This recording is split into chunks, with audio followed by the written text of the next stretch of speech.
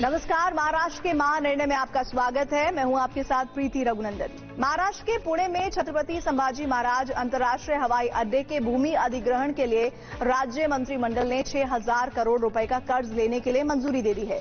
इस परियोजना के लिए 96% किसानों ने अपनी जमीन देने पर सहमति जताई है। फिलहाल पुणे शहर का हवाई यातायात लोहगांव स्थित सैन्य हवाई अड्डे से संचालित होता है। इसके विकल्प के रूप में पुरंदर में एक नागरिक हवाई अड्डा विकसित किया जा रहा है। लक्ष्य है कि 1 जून तक भूमि अधिग्रहण की प्रक्रिया आपसी सहमति से पूरी कर ली जाए।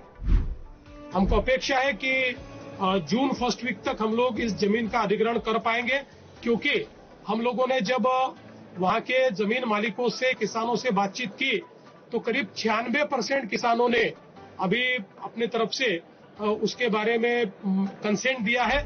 महाराष्ट्र की पहली महिला उप मुख्यमंत्री के रूप में सुनेत्रा पवार ने कार्यभार संभाल लिया है। मंत्रालय की 6ठी मंजिल पर स्थित कार्यालय में उन्होंने विधिवत पदभार ग्रहण किया। इस अवसर पर उन्होंने दिवंगत उप मुख्यमंत्री अजीत पवार की प्रतिमा पर पुष्पहार अर्पित कर उन्हें भावपूर्ण श्रद्धांजलि दी। कार्यभार संभालने के साथ ही सुनेत्रा पवार ने राज्य उत्पाद शुल्क, खेल, युवा कल्याण, अल्पसंख्यक विकास और औकाफ विभाग की जिम्मेदारी भी संभाल ली है।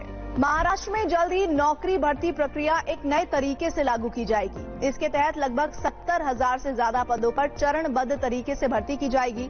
इसमें महाराष्ट्र लोक सेवा आयोग के माध्यम से 50,000 पद और आयोग के बाहर के 20,000 पद शामिल होंगे।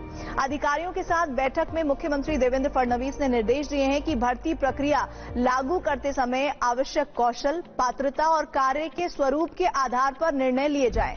महाराष्ट्र सरकार ने टाटा ट्रस्ट के साथ कुल 12 समझौतों पर हस्ताक्षर किए हैं। साथ ही जल संरक्षण विभाग का नाम फाउंडेशन के साथ भी एक महत्वपूर्ण समझौता हुआ है। मुख्यमंत्री देवेंद्र फडणवीस ने कहा कि इन साझेदारियों की मदद से सरकारी योजनाओं को अधिक जन उपयोगी बनाने में मदद मिलेगी। उन्होंने कहा कि सरकार की सर्वोच्च प्राथमिकता राज्य के प्रत्येक परिवार के लिए स्वास्थ्य, पोषण, जल सुरक्षा और आजीविका में सुधार करना है। मुख्यमंत्री ने कहा कि अक्सर गंभीर बीमारियों के महंगे इलाज के कारण आम नागरिकों के सामने कई सीमाएं आ जाती हैं, लेकिन अब राज्य सरकार ऐसी सुविधाएं उपलब्ध करा रही है कि भविष्य में इलाज के अभाव में किसी भी व्यक्ति की मृत्यु नहीं होगी। महाराष्ट्र के उप मुख्यमंत्री एकनाथ शिंदे ने कहा कि मुंबई शहर के लिए 813 करोड़ रुपए का एक ड्राफ्ट प्लान तैयार किया गया है। राज्य सरकार ने आने वाले समय में मुंबई को बांग्लादेशी, घुसपैठियों और नशे से मुक्त करने का संकल्प लिया।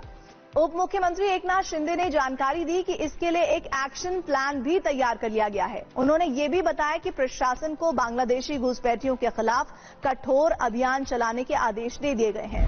महिंद्रा एंड महिंद्रा कंपनी महाराष्ट्र के विदर्भ में 15,000 करोड़ रुपए का निवेश करने जा रही है।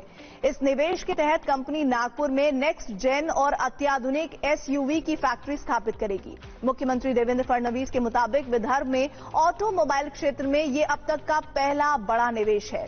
इस निवेश से लगभग 10,000 लोगों को रोजगार मिलने का दावा किया गया है। महिंद्रा एंड महिंद्रा केवल नागपुर ही नहीं बल्कि छत्रपति संभाजी नगर और नासिक में भी निवेश कर रही है।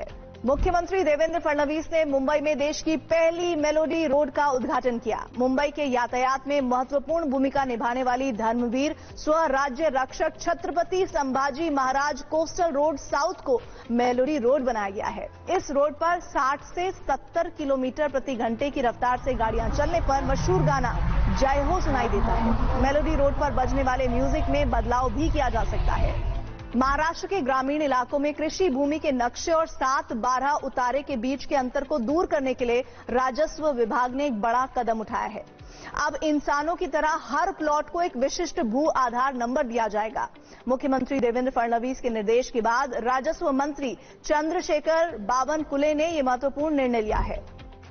नवी मुंबई के खारघर में हिंद दी चादर श्री गुरु तेग बहादुर साहिब जी का 350वां शहीदी समागम आयोजित किया जा रहा है। ये भव्य कार्यक्रम 28 फरवरी से 1 मार्च के बीच होगा। जलवायु परिवर्तन के खतरे से निपटने के उपायों पर चर्चा के लिए मुंबई में 17 से 19 फरवरी 2026 तक मुंबई क्लाइमेट वीक का आयोजन किया जाएगा। इसके माध्यम से ग्लोबल साउथ के देश के लिए जलवायु नेतृत्व का एक नया मंच तैयार किया जाएगा। महाराष्ट्र के महानिर्णय में इतना ही। टीवी 9 भारतवर्ष पर खबरों का सिलसिला जारी है।